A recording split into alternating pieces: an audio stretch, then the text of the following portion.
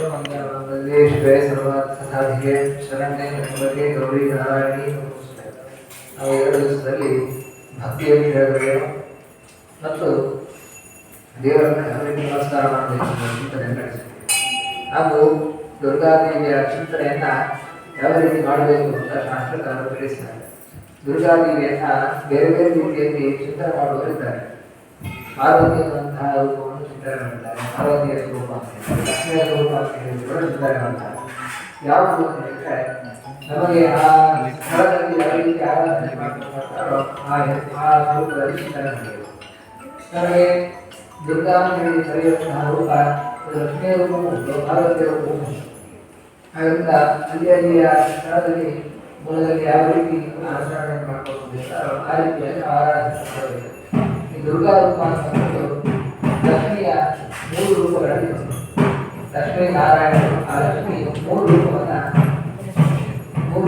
ಧರಿಸ್ತಾರೆ. ಯಾವ್ಯಾವ ರೂಪ ಅಂತಂದ್ರೆ ಒಂದು ಶ್ರೀ ಭೂ ದುರ್ಗಾ ಅಂತ ಹೇಳಿ ಹೀಗೆ 3 ರೂಪದಿಂದ ಭಕ್ತರನ್ನ ಅಲಂಕರಿಸ್ತಾರೆ ಲಕ್ಷ್ಮೀ ದೇವಿ. ಅದರಿಂದ ಶ್ರೀ ರೂಪ ಅನ್ನೋದು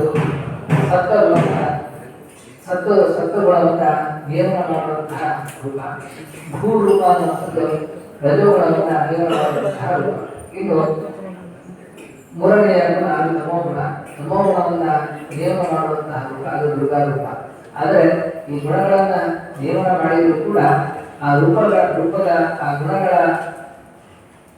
ಲೇಪ ಅನ್ನುವಂಥದ್ದು ಅದು ಲಕ್ಷ್ಮೀ ದೇವಿಗೆ ಇಲ್ಲ. ಅದರಿಂದ ಯಾವ ದೋಷವೂ ಇಲ್ಲದಂತಹ ಗುಣ ಪರಿಪೂರ್ಣಗಳಾದಂತಹ ಆ ಲಕ್ಷ್ಮೀ ದೇವಿಯನ್ನ ಈ 3 ರೂಪದಿಂದ ಆರಾಧನೆಯನ್ನ ಮಾಡಿದಾಗ ನಮಗೂ ಕೂಡ ಅಂತಹ ಅನುಗ್ರಹವನ್ನು ಮಾಡಿದ್ದಾರೆ.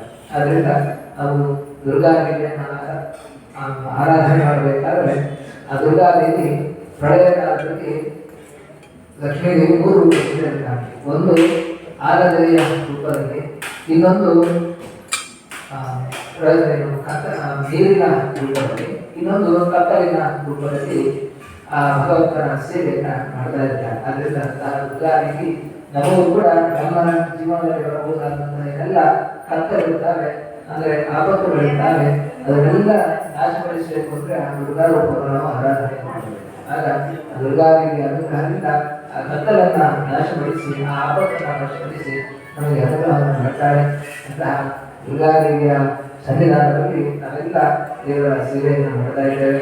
ನಮ್ಮೆಲ್ಲರ ಆಪತ್ತನ್ನು ರಕ್ಷಣೆ ಮಾಡಿ, ಆಪತ್ತನ್ನು ಪರಿಹಾರ ಮಾಡಿ, ನಮ್ಮೆಲ್ಲರ ರಕ್ಷಣೆ ಮಾಡಿ ಅಂತ ಹೇಳಿ ಒಂದು ಸಂದರ್ಭದಲ್ಲಿ ಅದೆಲ್ಲ ಸೇರಿ ದೇವರಲ್ಲಿ ಪ್ರಾರ್ಥನೆಯನ್ನು ಮಾಡೋಣ.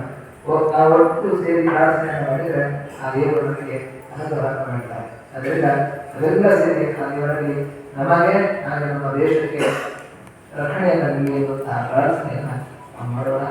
ಸರ್ವಮಂಗಲ ಮಾಂಗಲ್ಯೆ ಶಿವೆ ಸರ್ವಾರ್ಥಸಾಧಿಕೆ ಶರಣ್ಯೆ ತ್ರ್ಯಂಬಕೆ ಗೌರಿ ನಾರಾಯಣಿ ನಮೋಸ್ತುತೆ. ಕೃಷ್ಣ.